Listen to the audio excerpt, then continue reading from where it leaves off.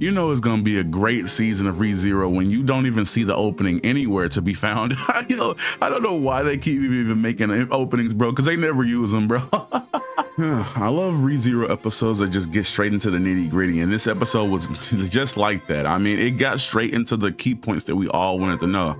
Is there anybody that remembers Julius? And the tough answer that nobody wanted to hear is no, nobody but Subaru remembers him. And it's honestly really sad. You see the people that he used to be super close to saying, yeah, that's just tough, buddy. And it's like, damn, he can't get no more than that's rough, buddy, bro. Like, he's an esteemed knight, bro. He's worked his whole life to probably get to that position just to be forgotten. And deep in this episode, we kind of see the revelation in that. We see that he's fighting with what's worse, being forgotten or, you know, the latter. Subaru slaps him back into place, not literally, but figuratively, saying that no matter what happens, being forgotten or left behind, both of them suck, bro. You're over here being emo trying to compare traumas when both traumas are bad. No matter what happens, getting eaten or, you know, getting forgotten, it's bad regardless, and you have to suck that up. We know how strong you are. Unfortunately, you beat the shit out of Subaru, so it's kind of hard to say that anybody else is as strong or as intelligent or as like cool as you. So, you know, you can be sad for now, but that mountain will be over with eventually. Eventually you'll cross over it and you'll see the sunrise again. And that moment right there just shows how much Subaru has grown, bro. I feel like most people say, oh, he doesn't grow as a character. He has no character development.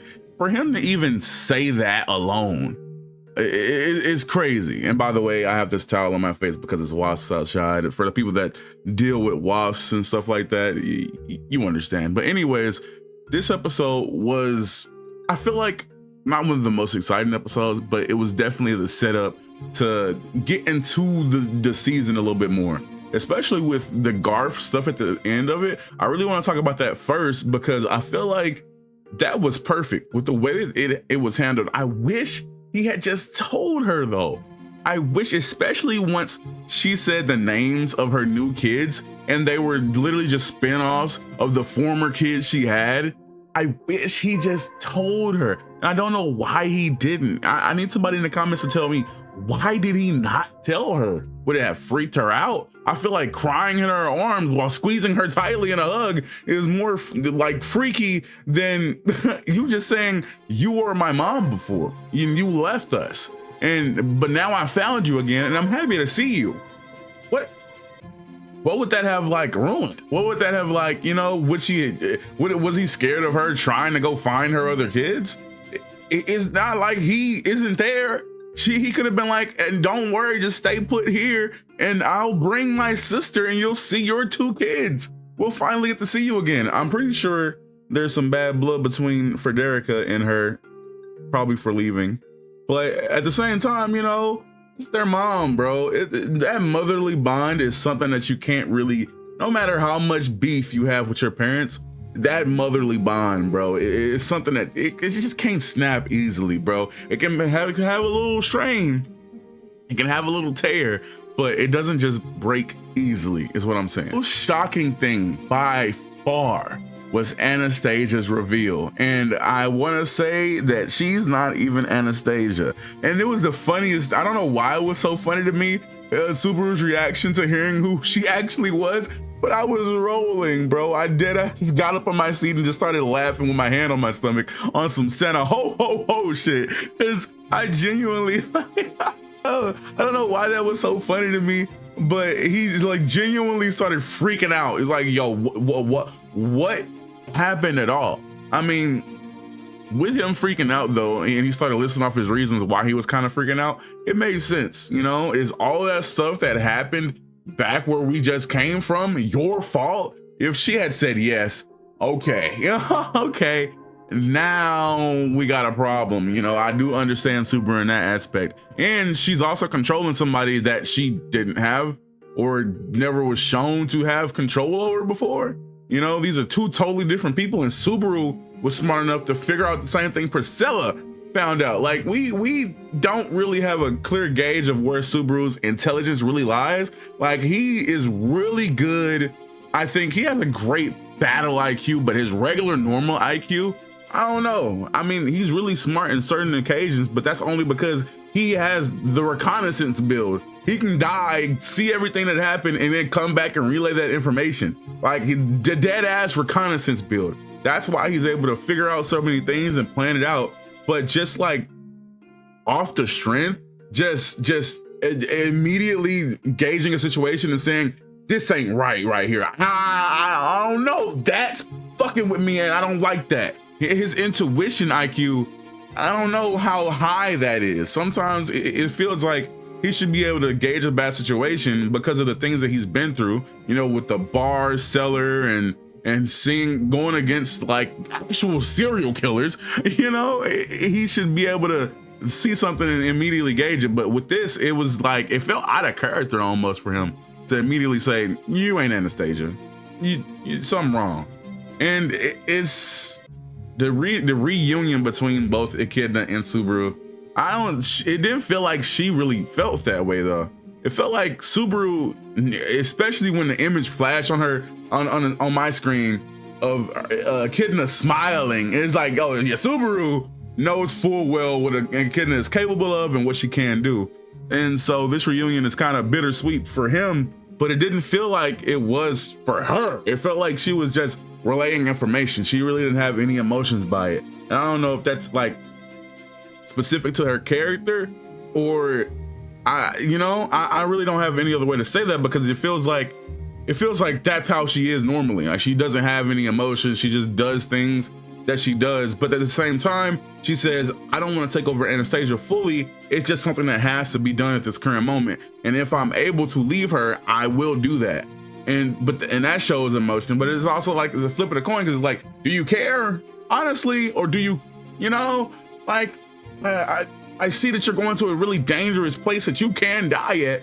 So, and that also like puts a lot of things into perspective though, because me watching the trailer and watching Subaru do the things that he eventually will do, because the trailer kind of like showed us some things. Now knowing that that's Echidna and not Anastasia, there's certain things make more sense now. And as we continue to watch these episodes, they will make more sense. But this episode was a great setup episode. I was fully expecting to go into this as a JJK type episode. None of the JJK episodes where they're just explaining all the rules and it's a super boring ass episode. I was expecting this to be a fully boring ass episode. I don't know if it's biased, but it wasn't boring for me. Especially, I think that's why they ended it with the Garfield reborn stuff, because it left a good taste in our mouth to where it wasn't just straight up setup, because in JJK, I feel like they do that perfectly. They do a lot of setup, make one episode boring as hell for this next episode to be one of the best episodes that we've ever had in the season. And I was fully expecting that from ReZero, but this episode felt like it was a lot of high moments, some low moments, but they weren't that low. Like him talking to Rim and saying that the reason I'm bringing you with me is because the first person I want you to see that saves you is me? Your hero? Yeah. No, Subaru always says some corny shit, and honestly, if that was coming from any other character, that would be some corny shit. But with what we've seen from Subaru, bro, that corny shit had aura to it. And like I said again, I don't know if that's bias, but you get me, bro? That was cool as fuck to me, bro. It just shows how much he's developed as a character. And other than that, I don't feel like there's anything I missed, man. This episode was great. I mean, the setup was there. The eventual why we're doing everything, why Anastasia / Echidna wants to come is pretty much set in stone. The Mob Beast user, which is another little girl. Oh my God, he can't get away from this little girl user shit, man. It's just a tag that has to be followed on him, and I hate that. But the Mob Beast user, she's coming along, and now we know why she's coming. Like it was just a lot of, this is happening, and this is what we need to do because of it, and this is why we're even going over there to begin with. And Charla is mentioned in this episode. I already know how she looks. I already know what she acts like because of the trailers, which is why sometimes I don't even want to watch the trailers. But yeah, I know a little bit about it. And I'm excited to see her get introduced and a whole bunch of other characters get introduced. That's gonna be amazing to me. Even the Mob Beast user, she's been introduced before because of the dog incident, but we didn't really get a good glimpse of her character. She feels more like Beatrice, and she doesn't feel like Petra. And at least to me, she doesn't feel like Petra. She feels more like Beatrice, but she's like that hard to get tsundere type.